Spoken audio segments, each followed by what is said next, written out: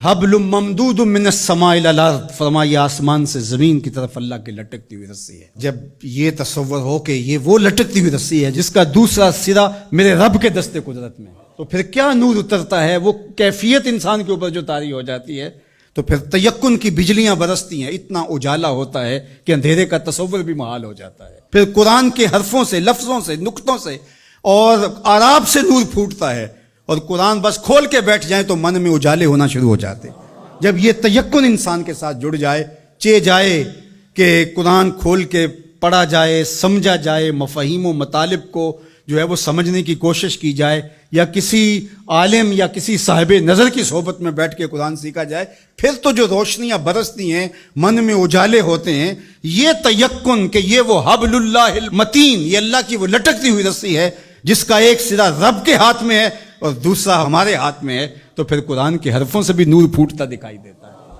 کیا روشنیاں من میں اترتی اور کیا اجالے من میں پھوٹتے ہیں۔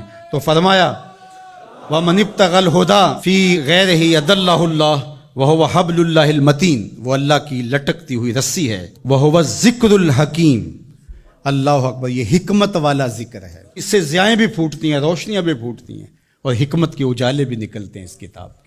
حرف حرف نور بانٹتا ہے، لفظ لفظ اجالے بانٹتا ہے۔ قرآن کے لفظ نہیں ہے بلکہ کتاروں کے اندر چراغ رکھے ہوئے ہیں۔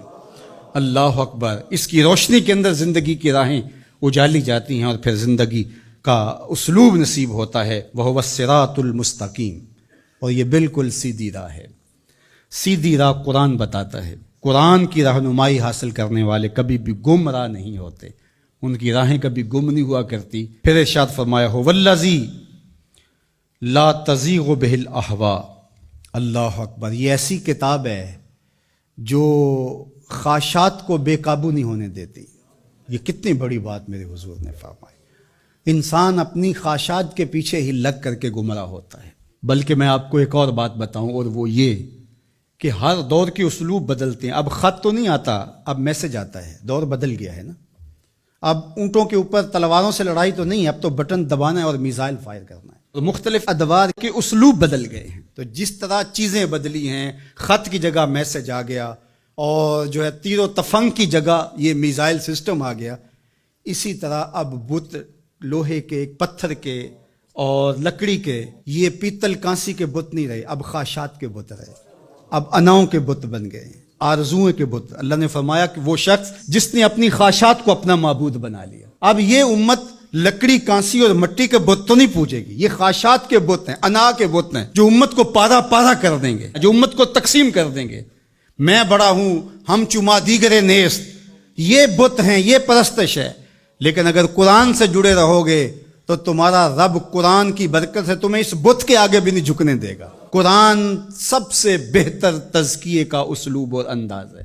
اللہ اکبر، اس لیے فرمایا کہ جب تزکیہ ہوتا رہے گا تو پھر نفس میں آوارگی نہیں آئے گی۔ اس لیے قرآن کی روزانہ کی بنیاد پہ جو تلاوت ہے وہ انسان کی زندگی کے اندر نظم پیدا کرتی ہے۔ اللہ نے چاہا تو آئندہ کچھ برس کے اندر جمعۃ المبارک کے خطبے کے دوران ہی انشاءاللہ قرآن مجید ترتیب سے ہم شروع کر کے کوشش کریں گے کہ جو ہے وہ والناس تک اس کی ضروری توضیحات اور تفسیرات جو ہے وہ آپ کے سامنے رکھی جائیں، اور یہ قرآن مجید کی کلاس کی شکل اجتماع جمعہ اختیار کر گیا ہے۔ اور کچھ ایسے لوگ بھی ہیں جن کی فیملیز بھی ساتھ آتی ہیں، اور اوپر خواتین بھی اس طرح موجود ہوتی ہیں، تو میرے ذہن میں آتا ہے کہ جو مکمل فیملیز آئیں گی، بچے بھی آئیں گے، بیٹے بیٹیاں بھی آئیں گی، مرد بھی آئیں گے، تو ان کو ہم المصطفیٰ قرآن فیملی کا نام دیں گے انشاءاللہ۔ آپ رجسٹریشن بھی کروا لیں اس کی، اور الگ بھی ان کے لیے جو ہے وہ سیشن رکھیں گے قرآن مجید کے حوالے سے۔ جتنے سالوں میں بھی تکمیل ہوتی ہے اپنی حاضری کو یقینی رکھیں، اور مجھے امید ہے کہ اس کی برکتیں زندگی میں اتریں گی اور نور پیدا ہوگا۔